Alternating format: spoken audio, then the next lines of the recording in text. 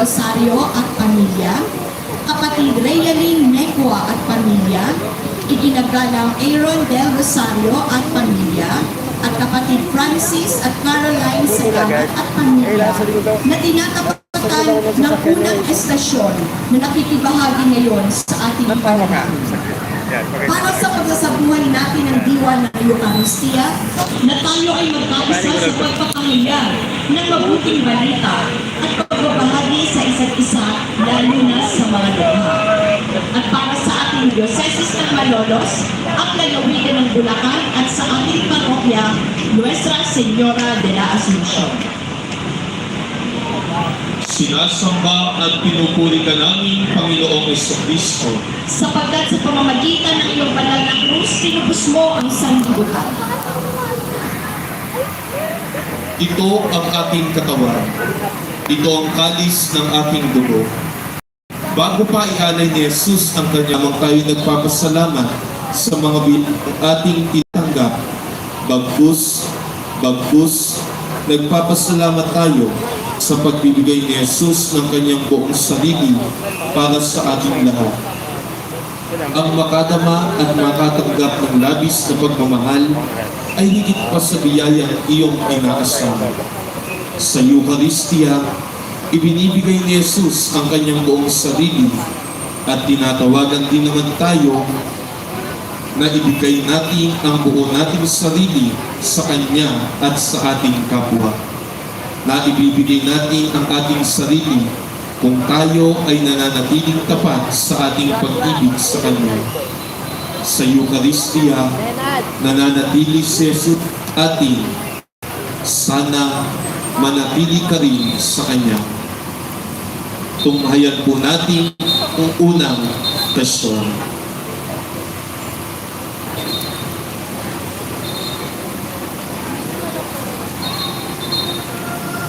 Bakit ba tayo dito? Mga kasama. Ang daming pagkain. Sasarap. Tignan niyo mga kasama. Masasariwa ng mga puta. Sandali. Ano kasi ba meron? Ngayon ang araw ng kapistahan. Kapistahan? Kapistahan ng ano? Kapistahan ba ngayon? Masdan niyo ang ating guro. Dinadasalan niya ang ating pagsasaluhan. Kunin ninyo ito at kanin. Ito ang aking katawan ay hinandok para sa inyo. Salamat po, bro. Ito ang mga kasama. Tanggapin ninyo lahat ito at inumin. Ito ang kalis ng aking dugo. Bago at walang hanggang tipan. Ang aking dugo na ibubuhos para sa inyo at para sa lahat sa ikapagpapatawad ng mga kasalanan. Gawin ninyo ito bilang pag-aalaala sa akin.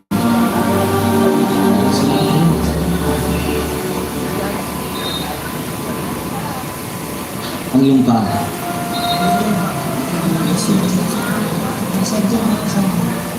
Tanggalin mo ang iyong pangipak. Pedro. Panginoon, di yata't kayo pa ang maghuhugas sa aking mga paa? Hindi mo naunawaan ang ginagawa ko ngayon. Ngunit maunawaan mo rin pagkatapos. Hindi ko po pahugasan sa inyo ang aking mga paa. Sa akin. Naunawaan ba ninyo kung ano ang ginagawa ko sa inyo? Tinatawag ninyo akong Panginoon at tama kayo. Kaya kung ano man ang ginagawa ko, gawin din ninyo. Kung paano iniibig ko kayo, kayo hindi naman, ibigan kayo.